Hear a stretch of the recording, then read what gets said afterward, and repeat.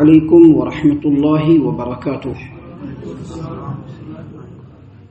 اعوذ باللہ السمیع العلیم من الشیطان الرجیم من ہمزہ ونفخہ ونفثہ۔ بسم اللہ الرحمن الرحیم۔ اولم یہد لہم کم اہلکنا من قبلہم من القرون یمشون فی مساکنہم ان فی ذلک لآیات افلا یسمعون۔ اولم يروا أنا نسوق الماء إلى الأرض الجرز فنخرج به زرعا تأكل منه أنعامهم وأنفسهم أفلا يبصرون۔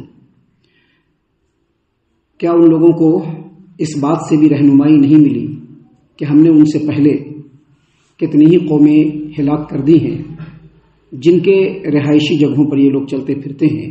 بے شک اس میں نشانیاں ہیں، کیا وہ لوگ سنتے نہیں؟ کیا ان لوگوں نے نہیں دیکھا کہ ہم پانی کو بہا کر ایسی زمین کی طرف لاتے ہیں جو بالکل بنجر پڑی ہوئی ہوتی ہے، پھر اس سے ہم کھیتی پیدا کرتے ہیں جس سے جانوروں کو بھی رزق ملتا ہے اور تم لوگوں کو اور ان لوگوں کو بھی رزق ملتا ہے، کیا وہ لوگ دیکھتے نہیں؟ محترم سامعین کرام، سب سے پہلے ہر قسم کی تعریفیں، ہر طرح کی بڑائی، بزرگی، عظمت و کبریائی ہمارے اس رب کے لیے لائق و زیبا ہے جس کی توفیق سے اور جس نے ہمارے لیے مقدر کیا تھا، اس وجہ سے آج ہم لوگ رمضان کے مہینے میں داخل ہو چکے ہیں۔ سامعین کرام، اس پر ہمیں سب سے پہلے اللہ تبارک و تعالیٰ کا شکر ادا کرنا چاہیے، اللہ تبارک و تعالیٰ کا مطیع و فرما بردار بننا چاہیے، اور پھر آج سے ہی اپنے دل میں یہ عزم مصمم کر لینا چاہیے کہ یہ رمضان جیسا مبارک مہینہ جو اللہ تبارک و تعالیٰ نے ہم لوگوں کو نصیب فرمایا ہے، لہٰذا سب سے پہلے تو اس مہینے کے جو ایام ہے، اس مہینے کے جو لمحے ہیں، اس مہینے کے جو دن اور رات ہیں، جو شب و روز ہیں، ان میں اللہ تبارک و تعالیٰ کی اطاعت و فرما برداری کر کے اللہ کو راضی کرنے کی کوشش کریں۔ اس میں ہم اللہ تبارک و تعالیٰ سے اپنے گناہوں کی مغفرت طلب کر لیں، اور ساتھ ہی ساتھ رمضان کا جو مقصد ہے کہ جو پریکٹس ہم رمضان میں کر رہے ہیں اس کو ہم آنے والے ٹائم میں بھی کنٹینیو کریں۔ سب سے پہلے اپنے دل کے اندر عزم ہونا چاہیے، اور پھر رب العالمین سے توفیق کی دعا اسی رمضان میں کیجیے۔ الحمدللہ آج رمضان کی پہلی تاریخ ہے، ہم لوگوں نے پہلی سحری کر لی ہے، پہلے روزے میں ہم لوگ داخل ہو چکے ہیں۔ ہم اللہ سے دعا کرتے ہیں کہ اللہ تعالیٰ ہماری ان نیکیوں کو شرف قبولیت سے نوازے، اور آنے والے ایام میں بھی اللہ تبارک و تعالیٰ اپنی اطاعت و فرما برداری کے کام ہم لوگوں سے لیتا رہے، آمین۔ محترم سامعین کرام، ابھی ہم نے آپ کے سامنے قرآن کریم سورہ الف لام میم سجدہ سورہ نمبر 32، اسی سورت سے آیت نمبر 26 اور 27، 26 اور 27، یہ دو آیات ابھی آپ کے سامنے ہم نے تلاوت کی، اور اللہ کی توفیق سے ان دونوں آیتوں کا ترجمہ بھی آپ تمام کی خدمت میں پیش کیا۔ سامعین کرام، اللہ تبارک و تعالیٰ نے پہلی آیت کریمہ میں بیان فرمایا ہے، اولم یہد لہم کم اہلکنا من قبلہم من القرون یمشون فی مساکنہم ان فی ذلک لآیات افلا یسمعون۔ کیا ان لوگوں کی اس بات سے بھی رہنمائی نہیں ہوئی، کیا ان لوگوں کو اس بات سے بھی رہنمائی نہیں ملی کہ ہم نے ان سے پہلے بہت ساری قوموں کو ہلاک کر دیا ہے جن کے رہائش کی جگہ پر یہ لوگ چلتے پھرتے ہیں؟ یہ جو باتیں ہیں جو یہاں پر بیان کی جا رہی ہیں، یہ اصل میں مشرکین مکہ کو بیان کیا جا رہا ہے۔ اللہ تبارک و تعالیٰ نے جو یہاں پر بیان فرمایا کہ کیا ان لوگوں کو اس بات سے بھی رہنمائی نہیں ملی، ان لوگوں کو، یہ ان لوگوں سے مراد اصل میں مشرکین مکہ ہے جو عرب کے رہنے والے مشرکین عرب ہیں۔ کیونکہ اللہ تبارک و تعالیٰ نے محمد عربی صلی اللہ علیہ وسلم سے پہلے اسی سرزمین عرب کے اندر کئی نبیوں کو بھیجا۔ مثال کے طور پر سیدنا ہود علیہ السلام کو بھیجا جن کی قوم عاد کہلاتی ہے، سیدنا صالح علیہ السلام کو بھیجا جن کی قوم سمود کہلاتی ہے، سیدنا شعیب علیہ السلام کو بھیجا جو عرب کے علاقے میں ہی آئے۔ یہ تمام کے تمام انبیاء آئے، ان نبیوں نے اللہ تبارک و تعالیٰ کے احکام کو لوگوں تک پہنچایا، ان نبیوں نے اللہ تبارک و تعالیٰ کی شریعت کو لوگوں تک پہنچایا، اللہ تبارک و تعالیٰ کے پیغام کو لوگوں تک پہنچایا، لیکن لوگوں نے ان کی باتوں کو رد کر دیا۔ اللہ تبارک و تعالیٰ نے تمام قوموں کو ہلاک و برباد کیا، جس کے واقعات اس سے پہلے بھی آپ کے سامنے بیان ہو چکے ہیں، آگے بھی بیان ہوں گے کہ قوم عاد، قوم سمود اور قوم شعیب، ان تمام جو عرب کے رہنے والے جو قومیں ہیں، ان تمام کو اللہ تبارک و تعالیٰ نے ہلاک و برباد کر دیا۔ اب یہ جو مشرکین ہیں یہ ان تمام لوگوں کے حالات کو سنتے بھی تھے، ان علاقوں سے گزرتے بھی تھے، ان کے ٹوٹے پھوٹے کھنڈرات کو دیکھتے بھی تھے، ویران ان کے جو گھرے ہیں ان کو بھی دیکھتے تھے، وہاں پر جو کنویں بالکل برباد ہو گئے اس کو بھی دیکھتے تھے، بڑے بڑی بلڈنگیں جو کھنڈروں کی شکل میں بالکل ویران ہو گئی ان کو بھی دیکھتے تھے، اپنے باپ داداؤں سے ان کے قصے اور کہانیوں کو بھی سنتے تھے، لیکن نصیحت نہیں حاصل کرتے تھے ہم لوگوں کی طرف سے. جیسے ہم لوگ ہیں نا، دن رات پڑھا جاتا ہے، بتایا جاتا ہے، اور ہم لوگوں کو کوئی نصیحت نہیں ہے. ہم لوگ اپنی دنیا کی زندگی میں مست ہے. 1 مہینے کے لیے رمضان آیا ہے، ایک دم لگے گا کہ پکے سچے مومن مسلمان ہو گئے. جیسے ہی رمضان ختم ہوگا، رمضان ختم تو ہونا بہت دور کی بات ہے، جیسے ہی تقریریں شروع ہوں گی لوگ ایسے غائب ہو جائیں گے جیسے گدھے کے سر سے سینگ غائب ہو جاتا ہے. تو جیسے ہم لوگ نہیں سمجھ رہے ہیں ویسے ہی مشرکین مکہ کو بھی سمجھ میں نہیں آتا تھا. اللہ تبارک و تعالیٰ نے اسی بات کو یہاں پر بیان فرمایا کہ اولم یہدی لہم کم اہلکنا من قبلہم من القرون یمشون فی مساکنہم، کیا یہ جو مشرکین مکہ ہے ان کو اس بات سے بھی رہنمائی نہیں ملی کہ ہم نے ان سے پہلے کتنی ساری قوموں کو ہلاک و برباد کر دیا جن کے رہائش والے جگہوں پر یہ لوگ چلتے پھرتے ہیں. یعنی اللہ تبارک و تعالیٰ نے اس آیت کریمہ میں یہ بتلایا ہے کہ جو لوگ اللہ کے رسول صلی اللہ علیہ وسلم کی باتوں کو رد کرتے ہیں، جو لوگ نبی کریم صلی اللہ علیہ وسلم کی باتوں کو ٹھکراتے ہیں. ابھی مشرکین مکہ تو جھٹلاتے تھے، باتوں کو مانتے نہیں تھے، لیکن یہ بات وہیں تک محدود نہیں ہے. بعد کے زمانوں میں بھی اگرچہ لوگ اپنے آپ کو سو کالڈ مسلمان کہیں اور نبی کریم صلی اللہ علیہ وسلم کی بات آئے اور اس کو ایسے سائڈ لگا دیں، وہ لوگ بھی اس میں شامل ہیں. آپ سب سے پہلے یہ بات سمجھ لیجئے، over and all, whole and civil, جو مسلمانوں کے اوپر جو آج کے ڈیٹ میں پریشانیاں ہیں اور مسلمانوں کو جیسا ذلیل نظروں سے دیکھا جا رہا ہے پوری دنیا میں، اور جس طرح سے مسلمانوں کو جو ٹارگٹ کیا جا رہا ہے، یہ اصل میں اللہ تبارک و تعالیٰ کا عذاب ہے. اور یہ عذاب کیوں ہے؟ ہمارے اپنی وجہوں سے، ہمارے کرتوتوں کی وجہ سے، ہمارے کوکرموں کی وجہ سے. اللہ تبارک و تعالیٰ کا حکم ہے اس کو پیٹ کے پیچھے ڈال دیا، نبی کریم صلی اللہ علیہ وسلم کا حکم ہے اس کو سائڈ لگا دیا. نکو، ہم نے اپنے جسم کی آرام چاہیے، ہم کو اپنی نیند چاہیے، ہم کو اپنا کاروبار چاہیے، ہم کو اپنی دنیا چاہیے، لوگوں کی رضامندی چاہیے.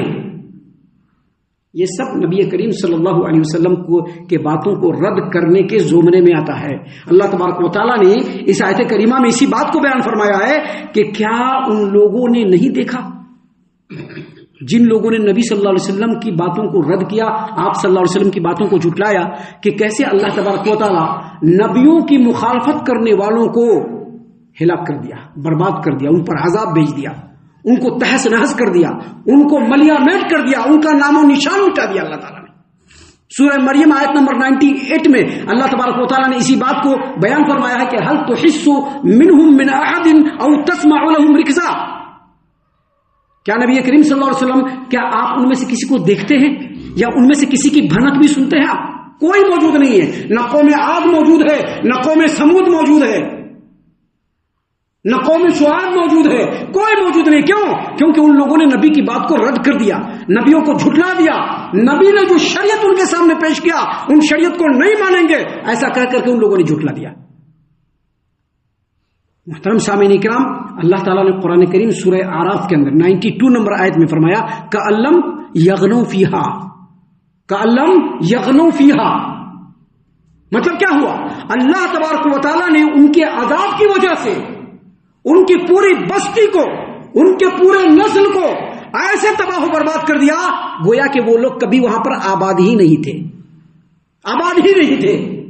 اللہ تعالیٰ نے اسی بات کو یہاں پر بیان فرمایا اولم یہدی لہم کم اہلکنا من قبلہم من القرون یمشون فی مساکنہم. کیا ان لوگوں کو اس بات سے بھی وضاحت نہیں ملی، رہنمائی نہیں ملی کہ ان سے پہلے ہم نے کتنی ساری قوموں کو ہلاک و برباد کر دیا جن کی جگہوں پر یہ لوگ چلتے پھرتے ہیں. اور اللہ تبارک و تعالیٰ نے قرآن کریم میں اس بات کی دعوت بھی دی ہے، لوگوں کو بتلایا بھی ہے، سمجھایا بھی ہے کہ بھائی جاؤ دیکھو، دنیا میں پھر کر کے دیکھ لو آج لوگوں کا کیا حشر ہو رہا ہے، ان کو دیکھو سمجھو، تاکہ تمہارے دل ایسے ہو جائیں کہ جب تمہارے سامنے اللہ کا کلام پڑھا جائے تو اس سے سن لو، سمجھ لو، دیکھ لو، ہدایت حاصل کر لو. اللہ نے فرمایا ان فی ذلک لآیات، اس میں بہت ساری نشانیاں ہیں. اللہ نے قوموں کو ہلاک کیا، اس پر غور کریں گے، اس میں بہت ساری نشانیاں ہیں، سمجھ میں آ جائے گا کہ ان لوگوں کو کیوں ہلاک کیا گیا۔ نبیوں کی مخالفت کی، اللہ تبارک و تعالیٰ نے ان کے اوپر عذاب بھیجا، اس پر اگر غور کریں گے تو اس میں نشانیاں ہیں۔ کیا نشانیاں ہیں؟ نشانیاں وہی ہے کہ آج ہم لوگ بھی وہی حرکت کر رہے ہیں، تو اللہ تبارک و تعالیٰ عذاب کے کوڑے کو بار بار ہم پر چلا رہا ہے۔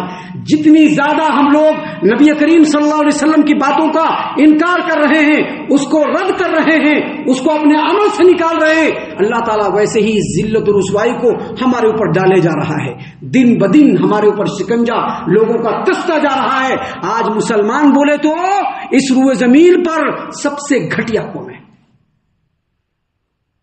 چھوٹی آبادی والا کوئی قوم ہے، اس قوم کو اگر کوئی کچھ بول دیتا ہے تو دیکھیے کیا حشر ہوتا ہے کہ نہیں ہوتا ہے؟ چھوٹی آبادی والا کوئی قوم اگر اس کے خلاف کسی نے کچھ بول دیا، چاہے وہ حکومت ہی کیوں نہ ہو، اگر اس قوم کے خلاف کچھ بول دیا، پورے کے پورے ملک کے اندر بھوچال آ جاتا ہے، اور مسلمان اتنے سارے ہیں ان کو دن رات ٹارچر ہو رہا ہے۔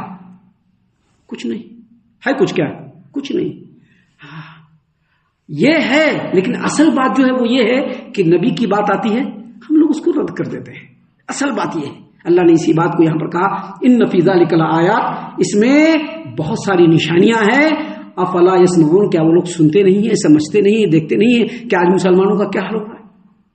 محترم سامعین کرام، ان باتوں کو بیان کرنے کے بعد اللہ تبارک و تعالیٰ نے پھر ایک طریقہ بتایا۔ یہ طریقہ ہم تمام لوگوں کے لیے ہے۔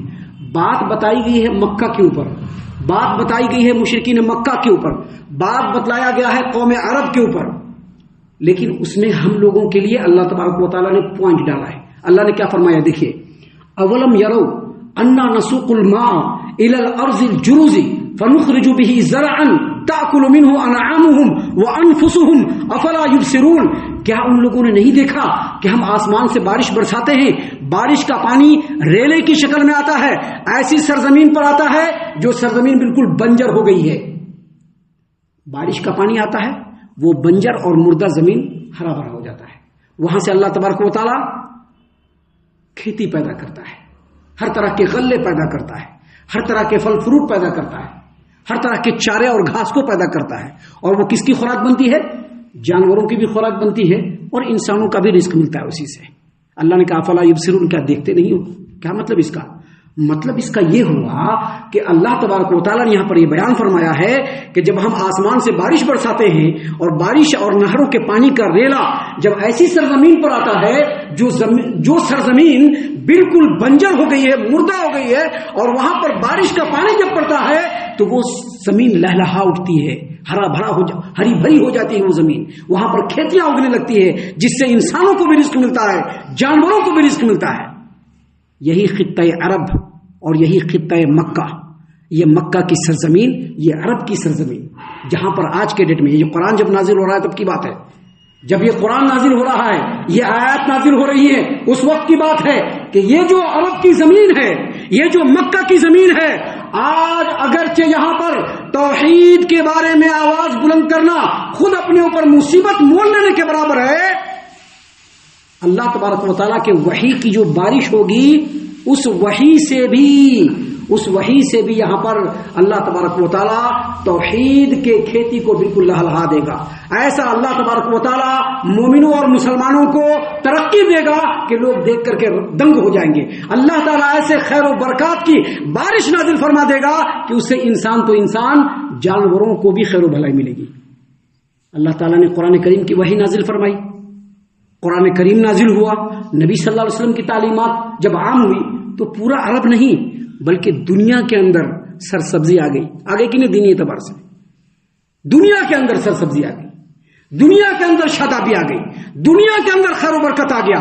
یہاں پر بتلانا یہ مقصود ہے کہ صرف مکہ ہی نہیں، یہ اللہ تبارک و تعالیٰ کا کلام جو ہے اور جو نبی کی تعلیمات ہے، اگر اس کو بغیر کسی لاگ لپیٹے کے کسی بھی علاقے کے اندر عام کیا جائے، اللہ تعالیٰ اس کی برکت سے وہاں پر توحید کی روشنی کو جگمگا دے گا۔